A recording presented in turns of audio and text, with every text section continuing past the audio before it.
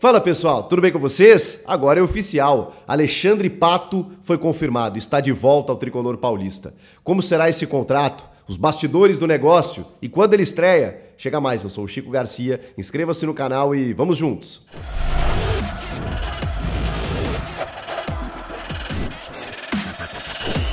Eu nem vou ficar aqui divagando se vai dar certo ou não vai dar certo essa terceira passagem do Pato pelo São Paulo. Vou esperar. Acho que o torcedor do São Paulo deve estar com a mesma expectativa. É a terceira passagem, é algo que a gente já vem falando há algum tempo. Ele vinha tratando a sua cirurgia, né, que ele foi submetido no joelho direito, tratando da lesão, da recuperação, escolheu o São Paulo para se tratar. E isso facilitou muito, né? Essa proximidade do Pato com o elenco de jogadores, com essa diretoria, com a comissão técnica, porque ele já estava sendo especulado para um retorno ainda sob comando do Rogério Ceni. Mas é claro que com a mudança no comando técnico, você precisa de um aval do Dorival Júnior e dos seus pares. E se o Pato foi anunciado, é óbvio que ele teve o aval do Dorival. Só que, claro, né?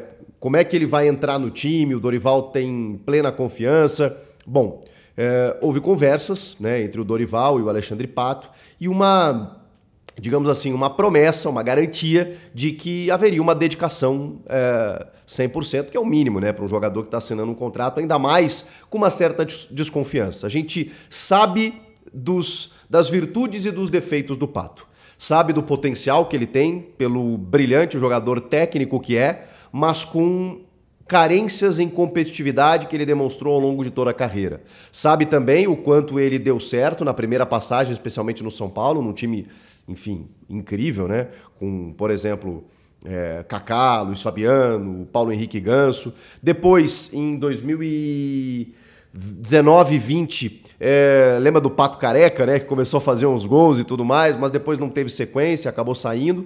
Mas é um jogador que tem uma identificação muito grande com o São Paulo, com o torcedor são paulino, né? Porque ele sai do Corinthians meio brigado, chega no São Paulo, naquela fase vai super bem, pela realidade que o clube estava vivendo naquele momento, porque qualidade técnica sabemos que o Pato tem. O que lhe falta muitas vezes é foco, comprometimento. E eu não falo aqui nem que o Pato é um cara desleixado, displicente, não é isso. É que o Pato muitas vezes acabou priorizando outras situações na carreira e não conseguiu se tornar um jogador que a gente sempre esperou que ele fosse. Isso é um ponto, isso é um fato.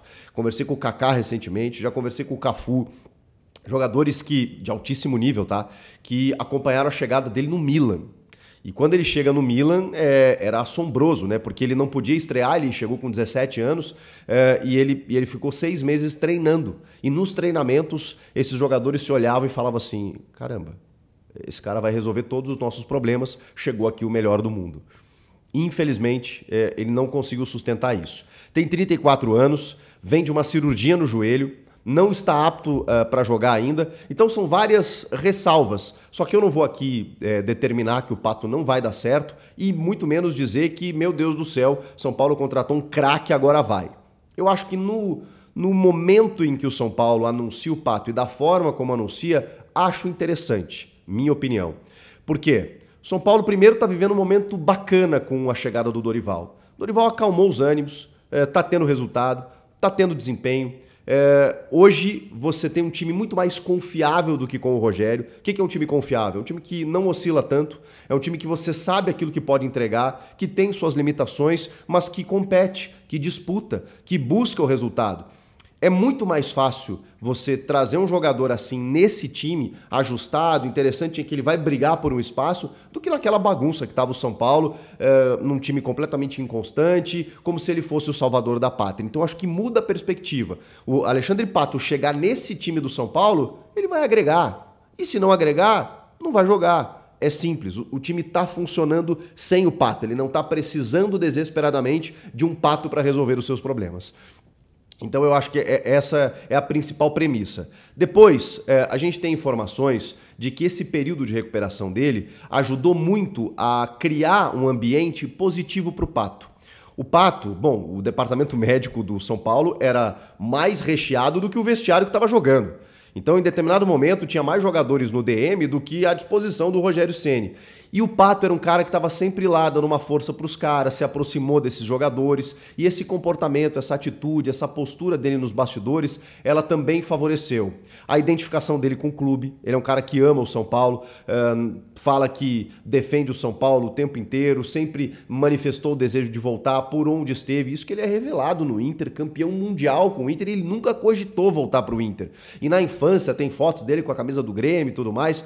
Mas ele é de Pato Branco, no Paraná, chegou muito cedo, onde tem muitos gaúchos, chegou muito cedo no Inter e aí desponta como fenômeno e tal. Mas ele criou uma relação com o São Paulo muito grande. E o torcedor são paulino reconhece isso. E eu acho que existe essa reciprocidade de sempre esperar algo mais do Pato, porque no São Paulo ele realmente... sempre se entregou, sempre se doou e tudo mais. E também depende do contexto do time, do clube. No momento que o cara tá, às vezes ele consegue render mais do que em outros momentos. Então eu acho que dentro desse cenário é interessante a vinda do Pato nesse momento, nesse aspecto. Até pela forma como o contrato está sendo estabelecido. Até 31 de dezembro de 2023, desse ano, com cláusulas de produtividade. A grande questão é que a gente não sabe quais são essas cláusulas.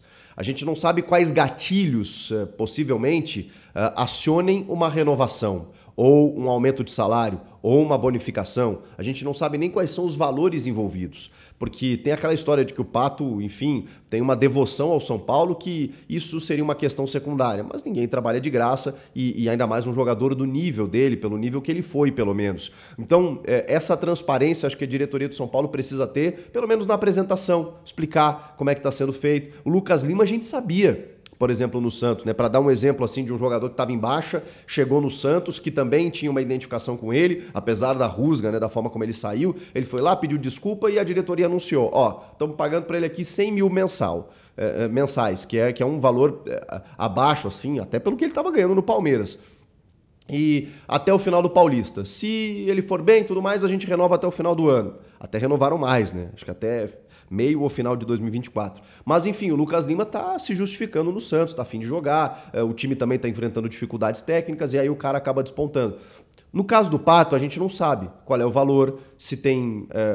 quais são essas produtividades, número de jogos, sendo relacionado mais vezes, ele precisa entrar, não precisa entrar, enfim, de qualquer forma, o contrato no modo produtividade já indica que ele vai precisar cumprir algumas metas. Ele vai precisar fazer algumas coisas, seja gols, seja atuações, seja uma certa regularidade, seja conquistar algo, enfim.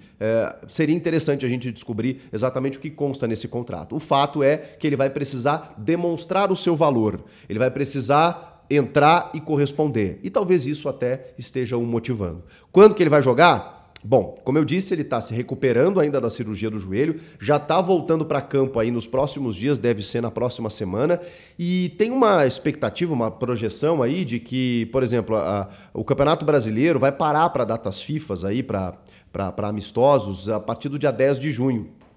E aí serão 10 dias de paralisação, em que talvez ele possa trabalhar com o grupo nesse período e depois voltar a ser relacionado. Ele pode ser regularizado, ele pode ser inscrito em qualquer competição, tá tudo certo.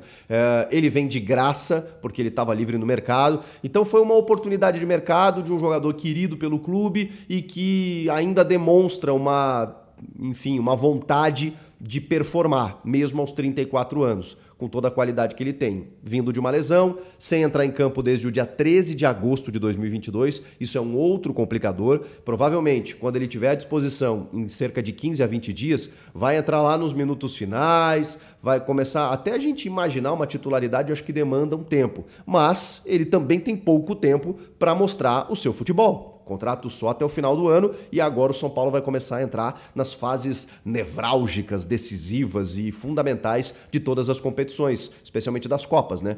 Com classificação para as oitavas, que já está encaminhada, da Sul-Americana e também na Copa do Brasil, onde venceu o Sport por 2-0 no jogo de ida e tem a volta agora no meio dessa semana, deve confirmar. Então, em 15 a 20 dias, a gente vai começar a ver o Pato ser relacionado, provavelmente entrando no segundo tempo, alguns minutos, e aí a gente vai ver que Alexandre Pato é esse, aos 34 anos, em 2023, na sua terceira passagem pelo São Paulo Futebol Clube. Você gostou? Comenta aqui. Inscreva-se no canal, hein? Deixa o teu like. Eu volto na próxima.